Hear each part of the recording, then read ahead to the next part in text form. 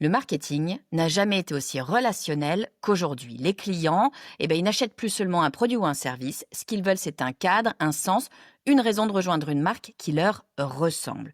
Cette recherche, elle n'a rien d'anecdotique parce qu'elle s'appuie sur l'un des besoins psychologiques les plus fondamentaux, c'est le sentiment d'appartenance.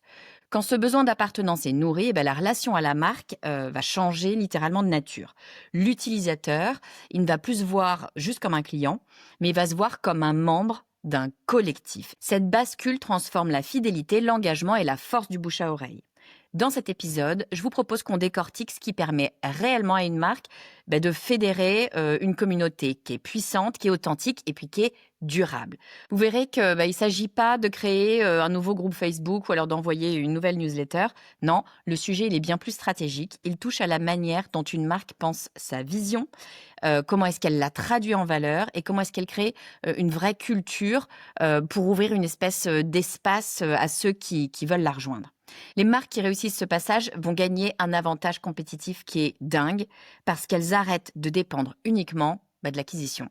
Elles s'appuient en fait sur une dynamique qui est plus collective et qui va se renforcer avec le temps. Donc, je vous propose qu'on regarde étape par étape. On va poser d'abord les bases psychologiques et le marketing du sentiment d'appartenance. Ensuite, on va voir comment est-ce qu'on construit les fondations d'une communauté solide. Et puis, je vous propose qu'on regarde ensuite comment transformer une audience en véritable communauté vivante. On va regarder tout ça au travers de cas de vraies entreprises comme Patagonia, Merci Andy et Notion. Et on terminera avec les bonnes pratiques et les indicateurs qui vont vous permettre de faire vivre ces communautés sur le long terme. Alors, je vous propose qu'on démarre tout de suite pour voir comment une communauté peut devenir le plus gros actif de votre marque. Bon, alors d'abord, ce sentiment d'appartenance. Bon, il faut comprendre que le besoin d'appartenance, c'est pas juste une notion abstraite qui vient du vocabulaire du marketing. Il s'agit d'un moteur profondément humain, de la même façon que le besoin de sécurité ou le besoin de reconnaissance. Pendant très longtemps, les marques, elles se sont concentrées sur la promesse de leur produit, en fait la promesse fonctionnelle du produit. Sauf que maintenant, les consommateurs, ils en veulent plus. Ils veulent comprendre ce que représente une marque et ce qu'elle défend. Et cette évolution, elle tient pas seulement à la croissance du digital, elle est liée au contexte sociétal. En fait, maintenant, les repères changent, se transforment. Les individus, ce qu'ils veulent, c'est de nouveaux lieux d'expression identitaire. Alors, les réseaux sociaux, clairement, ils ont amplifié ce phénomène parce qu'ils permettent aux utilisateurs de se rassembler autour d'un intérêt commun. On l'a vu plein de fois, notamment si vous pensez aux manifestations. Il y a un intérêt commun, les gens se focalisent dessus. En fait, ça permet de s'exposer publiquement comme étant membre d'un groupe. Quand vous avez une marque qui parvient à occuper cet espace symbolique, elle dépasse son statut commercial pour devenir un vrai marqueur identitaire. Et cette reconnaissance, elle donne au client un sentiment de cohérence entre ce qu'il pense lui, à l'intérieur de lui, et ce que la société attend de lui. Donc il se sent compris, il se sent aligné, et parfois même, il va se sentir valorisé via cette affiliation à la marque. Cette évolution, faut comprendre qu'elle n'est pas juste émotionnelle, elle a un impact direct sur la performance. Un client qui se sent appartenir à une communauté, il va avoir des comportements qui vont renforcer naturellement la marque. Il va recommander, il va défendre, il va créer du contenu, il va être fidèle. Et même si vous avez, mettons, des concurrents qui arrivent avec des prix plus bas, il va rester fidèle parce que la marque va plus loin que le seul produit. En fait, qu'est-ce que ça veut dire? Ça veut dire que les entreprises qui maîtrisent cet enjeu-là, elles réduisent leur dépendance à l'acquisition payante parce que leur croissance, elle devient en partie organique. Pour autant, créer ce type de lien, ça s'improvise pas, ça serait trop facile, hein. Une communauté, oubliée, elle va pas naître juste d'un groupe WhatsApp ou juste d'un slogan, hein. Elle va se créer, une communauté, lorsque les fondations identitaires de la marque sont assez solides pour donner envie aux personnes de se rassembler autour d'elle. Pour autant, créer ce type de lien, ça va pas s'improviser, hein. Une communauté, elle va pas se créer comme par magie via un groupe WhatsApp ou juste un slogan. Une communauté, elle va se créer parce que vous avez des fondations identitaires de la marque qui sont suffisamment solides pour donner envie aux gens de se rassembler autour d'elle. Donc pour ça, il va falloir poser des bases qui vont être suffisamment solides pour que les gens aient envie de se rallier à votre marque. Une communauté, elle va très rarement naître d'un avantage produit. Elle vient d'une vision, de valeurs qui vont être assumées et d'une culture qui est portée de manière constante. La vision, c'est vraiment le point de ralliement. En fait, elle montre la direction, ça dépasse littéralement la simple transaction. Les consommateurs, ils vont rejoindre la marque parce qu'ils adhèrent à ce qu'elle cherche à accomplir, à sa mission. Quand cette mission, cette vision est précise, elle crée une espèce de filtre naturel, elle attire ceux qui partagent la même sensibilité et elle éloigne de fait ceux qui s'y reconnaissent pas. C'est en fait cette sélectivité qui va préparer le socle de la communauté. Après, vous avez les valeurs. Les valeurs, elles constituent la colonne vertébrale de la culture. En fait, elles doivent être incarnées dans les messages, elles doivent être incarnées aussi dans l'expérience client et puis dans tous les choix opérationnels.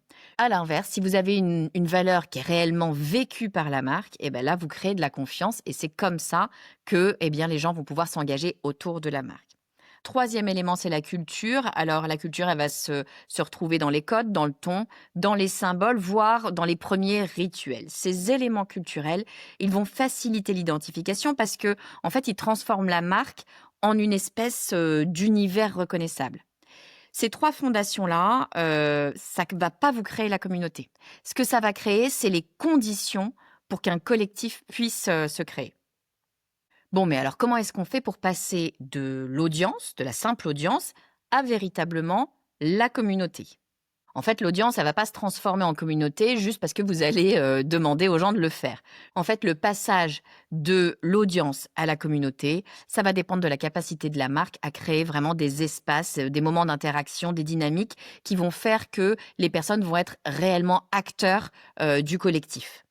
La première étape, ça va consister à créer, structurer des lieux, des endroits où la communauté peut se reconnaître. Alors ça peut être un espace en ligne, ça peut être un groupe privé, ça peut être un forum, ça peut même être des événements physiques, c'est pas que dans le digital.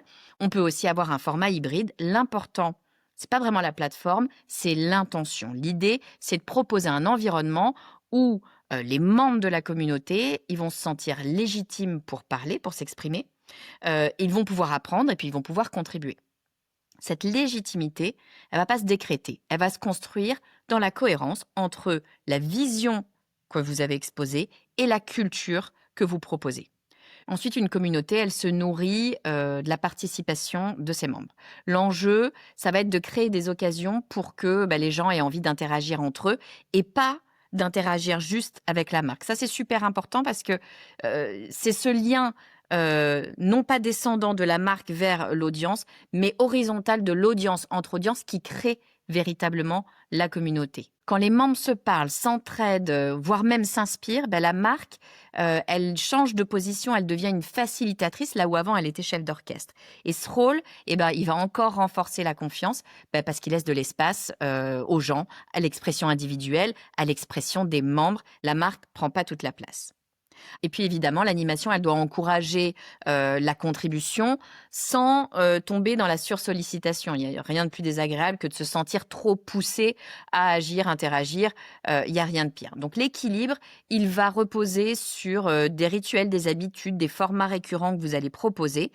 Et surtout, chaque action doit renforcer ce qui a été proposé au départ, à savoir la vision, les valeurs, la culture. C'est en fait cette continuité qui crée la cohérence et qui va éviter des interactions qui vont sembler assez artificielles. Bon, alors je vous propose qu'on regarde dans le détail, dans la réalité, comment ça se passe et qu'on prenne l'exemple de 3 marques qui illustrent très bien ce concept de communauté engagée. Alors chacune de ces 3 marques a une approche qui est complètement différente, mais elles confirment toutes l'importance de la cohérence entre la vision, les valeurs, la culture et puis l'animation. Première des 3 marques, c'est Patagonia. Patagonia, pour moi, c'est vraiment la marque qui représente l'un des exemples les plus aboutis de communauté, qui est fondée sur des valeurs ultra profondément incarnées. Alors la marque Patagonia, elle est connue évidemment pour défendre l'environnement, mais elle ne se contente pas de défendre l'environnement, elle structure toute sa chaîne de décision autour de cet engagement. Et cette cohérence-là, ça crée un effet de ralliement parce que les clients, ils se perçoivent plus comme juste des acheteurs de vêtements, mais ils se perçoivent comme des participants à une cause. Et toutes les actions de la marque vont venir renforcer cette cause. Vous avez des campagnes militantes, vous avez des initiatives locales, vous avez du contenu éducatif. Tout ça, ça va participer à cette vision. Deuxième exemple de marque, vous avez la marque Merci Andy. Merci Andy, ils ont une approche qui est assez différente. C'est une approche qui est centrée sur une culture qui est joyeuse, qui est décalée, qui est très identifiable. Ils ont des codes visuels, ils ont un ton, des produits, des habitudes qui vont créer un univers dans lequel le client, ils prennent plaisir à se projeter. La marque ici, elle joue un rôle de facilitatrice, parce qu'elle va encourager des contenus qui sont créés par la communauté. Puis en même temps, elle va offrir des moments de proximité qui vont créer de l'attachement. Donc sa réussite à Merci Andy, ça repose sur, la continuité entre l'intention, la culture et l'animation au quotidien. Et puis troisième marque, c'est Notion. Notion, pour le coup, c'est, la force des communautés construites sur la co-création. La marque Notion, elle a très, très vite compris que sa valeur, elle résidait autant dans l'outil, donc l'outil Notion, hein, que dans la créativité de ses utilisateurs. Parce que, il y a des templates, des tutoriels, des espaces d'échange, il y a même des programmes ambassadeurs. Absolument tout est conçu pour que la communauté, puisse produire, puisse partager et puisse s'entraider. Et cette dynamique horizontale, ça renforce le fameux sentiment d'appartenance parce que la marque, elle reconnaît un petit peu implicitement que, elle a une place de membre en tant que co-créateur. En fait, elle se met au même niveau que les utilisateurs. Ces trois modèles, Patagonia, Merci Andy et Notion, ils montrent que les stratégies qu'on a vues, elles fonctionnent lorsqu'elles sont appliquées avec cohérence. Je crois que dans cet épisode, le mot cohérence, c'est vraiment le maître mot pour construire une communauté. Bon, mais il reste une question décisive. Comment est-ce qu'on fait vivre cette communauté sur le long terme, sur la durée? Comment est-ce qu'on vérifie qu'elle est saine, qu'elle est engagée, qu'elle est alignée avec la marque? Alors, la première chose à faire, c'est d'identifier les bons indicateurs. Une communauté, ça va pas se mesurer comme un canal d'acquisition pour une raison simple, c'est que son rôle, il va dépasser juste la performance immédiate. Les métriques les plus utiles, elles vont plutôt se porter sur la participation. Typiquement, ça va être la qualité des échanges ou la fréquence des interactions entre les membres. Elle va porter aussi sur la rétention. La rétention, ça va être la stabilité du groupe et la continuité dans les contributions. Vous avez aussi un élément important avec la contribution. La contribution, là, c'est quoi? C'est la quantité de contenu créé, les réponses qui sont apportées, également les initiatives spontanées des membres. Et puis, vous avez l'advocacy. L'advocacy, c'est la recommandation, les prises de parole en faveur de la marque. Tous ces éléments-là, ils révèlent la vitalité du collectif bien plus que, en fait, le nombre de membres. C'est la vitalité qui est plus importante. En fait, c'est la qualité plus que la quantité, comme bien souvent. Votre analyse, ensuite, elle doit guider des ajustements au quotidien. Une communauté, elle évolue parce que les membres évoluent. Donc la marque, elle doit rester attentive à absolument tous les signaux faibles de sa communauté. Les signaux faibles, ça va être typiquement la baisse d'engagement, des tensions entre les membres ou alors des intérêts qui se déplacent. L'enjeu, c'est évidemment pas de tout contrôler, mais c'est encore une fois d'assurer la cohérence entre la vision, les fondations, l'animation et puis les inspirations. Cette cohérence, elle va protéger l'identité du groupe et elle évite en fait les dérives. Là où ça se casse la figure en général, c'est quand la marque cherche à instrumentaliser la communauté plutôt qu'à la servir. Si vous sursollicitez, si vous poussez des messages qui sont trop basés sur de la promo, si vous changez assez brusquement de posture, ou alors si, pire, vous ignorez les contributions, les propositions qui sont faites par la communauté, là, vous créez une rupture de confiance et ça marche plus du tout. Une communauté forte, c'est une communauté où vous avez une vraie relation qui est réciproque entre la marque et les membres et qui est du coup durable. Alors, vous l'avez compris, les communautés de marque, c'est pas juste un artifice marketing. Les communautés, elles répondent à un besoin humain profond et elles constituent maintenant l'un des leviers les plus puissants pour créer de la valeur sur le long terme. Il n'y a pas besoin d'avoir une mécanique ultra complexe pour créer une communauté. Ce qu'il faut, c'est de la cohérence entre la vision, l'incarnation des valeurs, la qualité des interactions et puis la capacité que la marque offre aux membres de contribuer à une histoire en fait commune, de co-créer. Donc, ce sentiment d'appartenance, finalement, il peut émerger si vous avez des fondations qui sont clairement posées. Une communauté, elle ne naît pas dans un espace vide, elle se construit dans la continuité entre l'intention stratégique, la culture et la dynamique collective. Donc des marques comme Patagonia, Merci Andy ou Notion, elles montrent que cette cohérence, en fait, elle finit par devenir une espèce d'avantage compétitif parce qu'elle va transformer les clients en véritables ambassadeurs, en protecteurs de la marque. Et puis bien sûr, la vie de votre communauté, elle va dépendre de la vigilance avec laquelle vous allez observer, mesurer et puis ajuster. C'est comme tout en marketing, hein.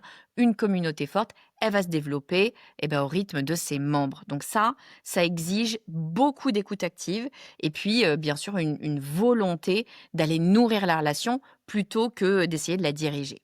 Quand cette intention elle est véritablement présente, le collectif devient vraiment, je dirais, un actif immatériel. Il va créer de la confiance, il va créer de la croissance organique et puis il va créer une forme de résilience que finalement vous allez rarement réussir à construire avec d'autres stratégies. Donc si vous m'avez bien suivi, vous avez compris ici que l'idée, ça n'est pas de rajouter encore une couche communautaire à votre marketing, à votre stratégie déjà existante. L'idée, c'est de transformer la manière dont la marque se positionne, dont elle dialogue et de grandir en fait avec la communauté pour pouvoir embarquer tout le monde. Voilà, j'espère que vous avez aimé cet épisode. Si c'est le cas, vous pouvez laisser un avis 5 étoiles sur la plateforme de podcast de votre choix ou vous abonner à ma chaîne YouTube puisque depuis peu, le podcast est retransmis également sur YouTube. Donc abonnez-vous à la chaîne pour être averti des prochains épisodes. Je vous dis à très vite.